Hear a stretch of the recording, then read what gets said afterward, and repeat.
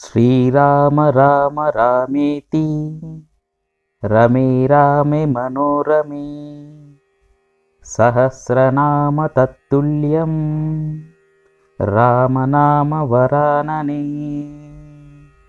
జై శ్రీరామ్. శ్రీకరంకు స్వాగతం. ఓం దుమ్ దుర్గాయై నమః.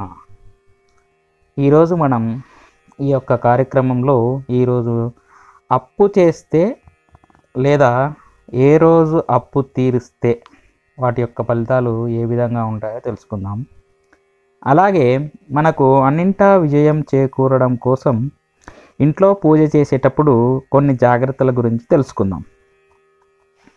అయితే ముందుగా ఈరోజు పంచాంగం చూసినట్లయితే యథావిధిగా ఈరోజు మంగళవారం 23వ తేదీ జనవరి నెల 2024 సంవత్సరం, శ్రీ శోభకృత్నామ సంవత్సరం, ఉత్తరాయణం, హేమంత ఋతువు, పుష్యమాసం.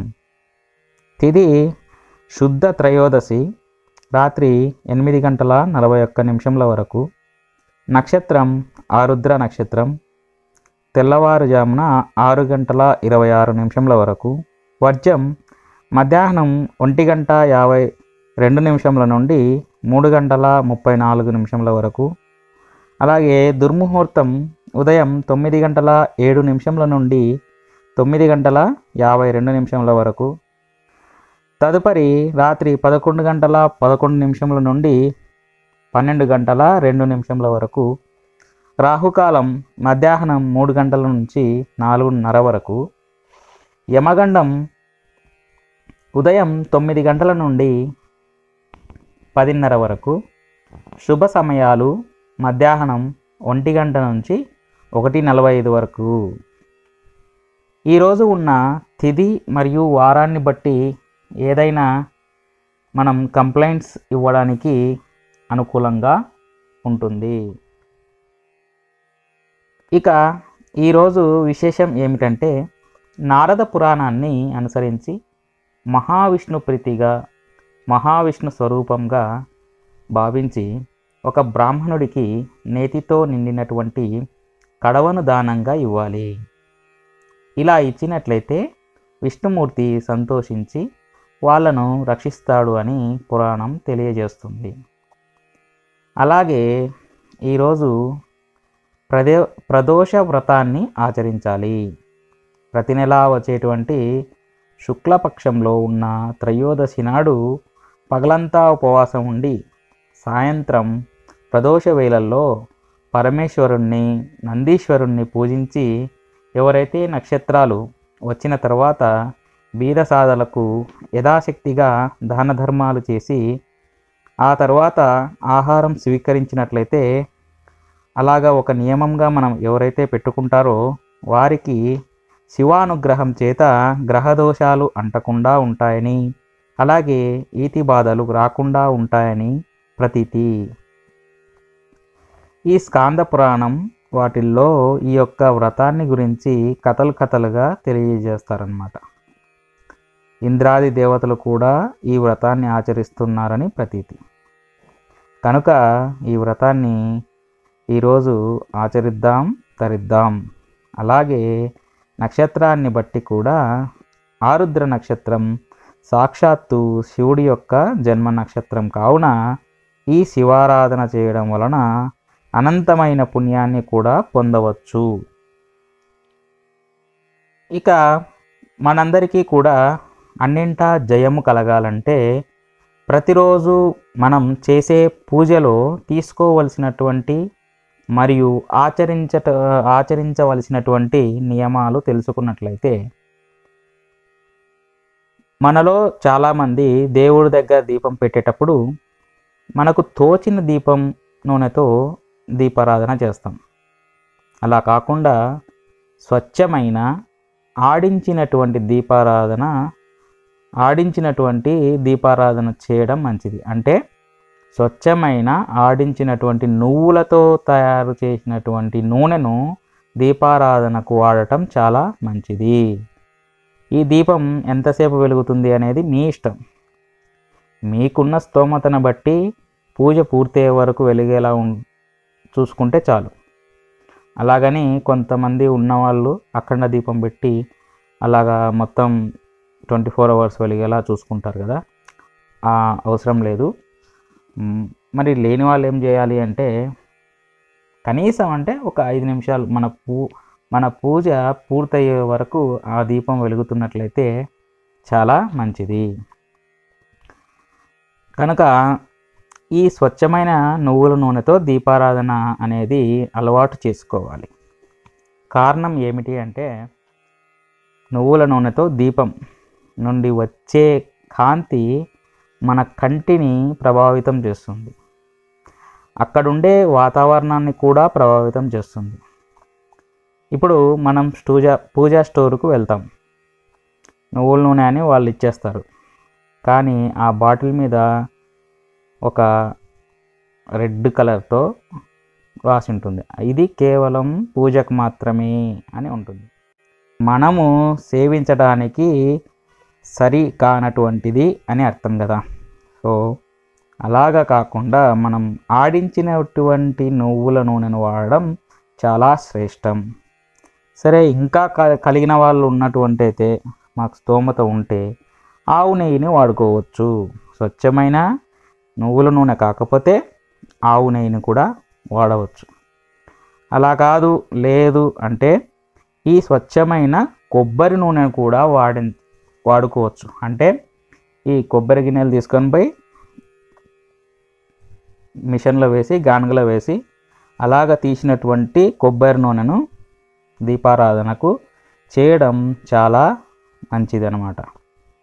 ఇలా చేయడం అంతే. ఇటువంటివి కాకుండా ఈ 3 కాకుండా స్వచ్ఛమైన నువ్వుల నూనె, ఆవు నెయ్యి లేదా కొబ్బరి నూనె, స్వచ్ఛమైన కొబ్బరి నూనె, ఈ 3 కాకుండా వేరేటువంటి నూనె కూడా దీపారాధనకు వాడరాదు. ఇది మనకు మెయిన్గా.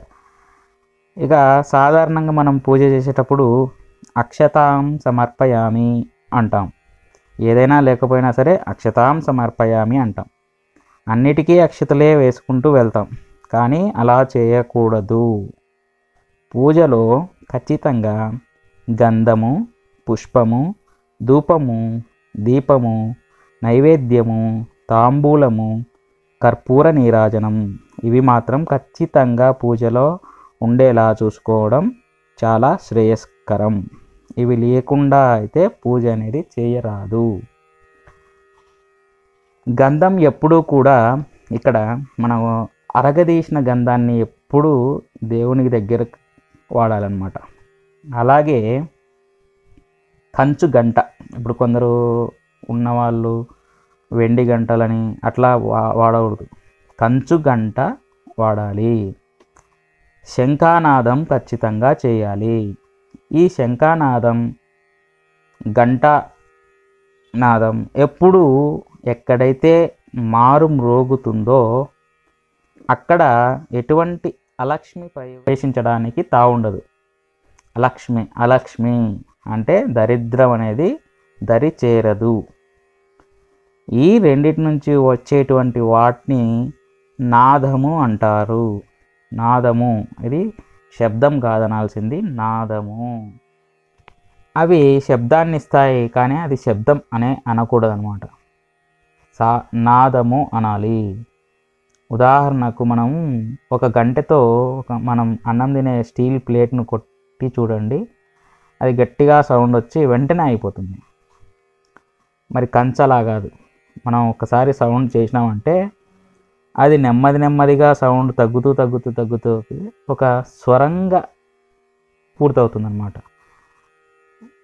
దీన్నే నాదము అంటారు. ఈ శంఖధ్వని చేయడం వల్ల ఆ ధ్వని ఎంతవరకు విస్తరించి ఉంటుందో అంతవరకు వాయుమండలంలో మనకు కనపడని సూక్ష్మ క్రిములు అనేవి నశిస్తాయి. అలాగే శంఖం ఊదేవారికి ఊపిరితిత్తుల వ్యాయామం లాగా కూడా ఉంటుంది. అంటే ఊపిరితిత్తుల ఎక్సర్సైజ్ అన్నమాట. ఈ శంఖానాదం అంటే లక్ష్మీదేవికి చాలా ప్రీతి. ఎంతైనా చూడండి, లోకంలో ఎంతమంది కలిగినటువంటి వారి కోడలైనా సరే ఆవిడ పుట్టింటి వారి మీద ఉన్న ఆపేక్ష ఇంకెవరి మీద ఉండదు. మరి లక్ష్మీదేవికి పుట్టింటి నుంచి వచ్చిందే కదా ఈ శంఖం. ఆవిడ సముద్ర రాజతనయ.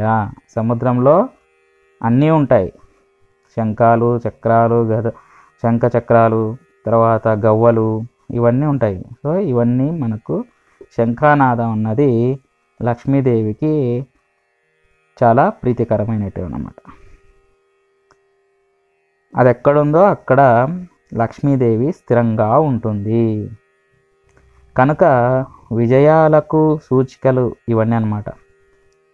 ఈ నిత్య పూజలో ఇవి ఉండేలా జాగ్రత్తలు తీసుకుంటే మనం విజయ పరంపరలో ముందుకు వెళ్ళడానికి అవకాశం అనేది ఉంది. ఇక మనం పెద్దవాళ్ళ మాట ఒకటి వింటూ ఉంటాం ఎప్పుడైనా సరే, అదేమిటంటే అప్పు లేనివాడు నిజమైన ధనవంతుడు అని. ఇది బాగా జ్ఞాపకం పెట్టుకోండి. ఎందుకంటే ఏదైనా సరే అప్పు లేకుంటే నిశ్చింతగా హాయిగా ఉండొచ్చు అనేది పెద్దవాళ్ళ యొక్క సూచన. ఇప్పుడున్న కాలంలో అవి కుదరదు, అప్పు చేస్తారు కంపల్సరీగా. ఏదో సరే కలిగినటువంటి వాళ్ళైనా సరే ఏదో ఒక విషయంలోనూ వాళ్ళకి ట్యాక్స్ విషయంలోనూ అప్పు చేయాల్సి వస్తుంది, ట్యాక్స్. ఇలాగా ఇక తప్పదు అన్నప్పుడు ఎటువంటి జాగ్రత్తలు తీసుకోవాలి అంటే, అప్పు ఇవ్వడానికైనా సరే అప్పు తీసుకోవడానికైనా సరే ఎలాంటి జాగ్రత్తలు తీసుకోవాలనేది మన జ్యోతిష్య శాస్త్ర ప్రమాణకంగా ఏం చెప్తుందంటే, రుణచ్ఛేదం కుజో కుర్యాత్. అంటే ఇక్కడ రుణచ్ఛేదం అంటే రుణాన్ని తీర్చడం, అంటే అప్పు తీర్చడం అన్నది మంగళవారంతో ప్రారంభం చేయాలట. అంటే ఇప్పుడు ఎవరి దగ్గరైనా మనం అప్పు తీసుకున్నాం లేదా ఏదైనా బ్యాంకు నుంచి లోన్ తీసుకున్నాము, ఆ ఫస్ట్ ఇన్స్టాల్మెంట్ అన్నది మనకు మంగళవారం ఉండేలా చూసుకుంటే చాలా మంచిది అని అర్థం. ఇక సంచయం సోమనందనే. సంచయం అంటే డబ్బు పోగేసుకోవడం, ఎవరి దగ్గరనైనా మనకు రావాల్సిన ధనాన్ని వసూలు చేసుకోవడం. అంటే అప్పు తీసుకోవడం కాదు, ఇక్కడ మనమిచ్చినవి వసూలు చేసుకోవడం అన్నమాట. సోమనందనే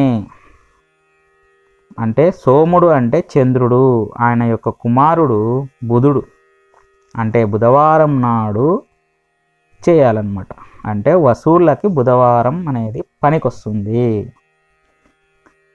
తర్వాత రుణం భౌమన కుర్యాత్. ఇక్కడ భౌమవారము అంటే మంగళవారం. అప్పు ఎప్పుడూ కూడా మంగళవారం చేయరాదు. అలా చేస్తే ఏమవుతుంది అంటే అవి కోర్టు కేసుల దాకా వెళ్ళడానికి అవకాశం ఉన్నాయి. కావున రుణకారకుడైన వాడు కుజుడు కనుక ఎటువంటి పరిస్థితుల్లో కూడా మంగళవారం నాడు అప్పు చేయరాదు. ఇది జ్ఞాపకం పెట్టుకోండి. నదేయం బుధవాసరే. నదేయం అంటే బుధవారం ఎప్పుడు అప్పు ఇవ్వకూడదు. బుధవారం కనుక ఎవరికైతే అప్పు ఇచ్చామనుకోండి, అది తిరిగి రాకపోగా వారి నుండి మనకు తగాదాలకు దారితీస్తుందనేది ఈ చెప్తుందన్నమాట శాస్త్రం. అలాగే అప్పు చేయడం అన్నది కూడదు. ఏది బుధవారం నాడు అప్పు చేయకూడదు, అప్పు తీసుకోకూడదు. ఆదివారం నాడు అప్పు చేసిన, రవి సంక్రమణ ఉన్నటువంటి రోజు అప్పు చేసిన, అలాగే హస్త నక్షత్రం ఉన్నటువంటి రోజు అప్పు చేసిన, ఇవి విపరీతంగా బాధిస్తాయని ప్రతీతి. ఇక ఎవరైతే కనుక శనివారం నాడు డబ్బులు వసూలు చేసుకోవడానికి ప్రయత్నిస్తారో వారికి అది చాలా మంచిది.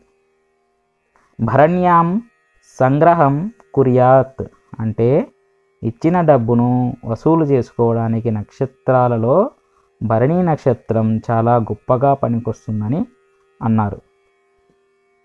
కనుక ఈ ప్రకారంగా మనం ఏ ఏ రోజుల్లో అప్పులు తీసుకోవాలి, ఏ ఏ రోజుల్లో మనం అప్పులు తీర్చుకోవాలి, అప్పులు ఇవ్వాలి అన్నవి మనము ఈ యొక్క కార్యక్రమంలో తెలుసుకున్నాము.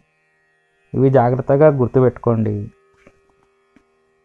వీలైనంత వరకు అప్పు చేయకుండా చూసుకోండి. శుభం. నమస్తే. జై శ్రీరామ్.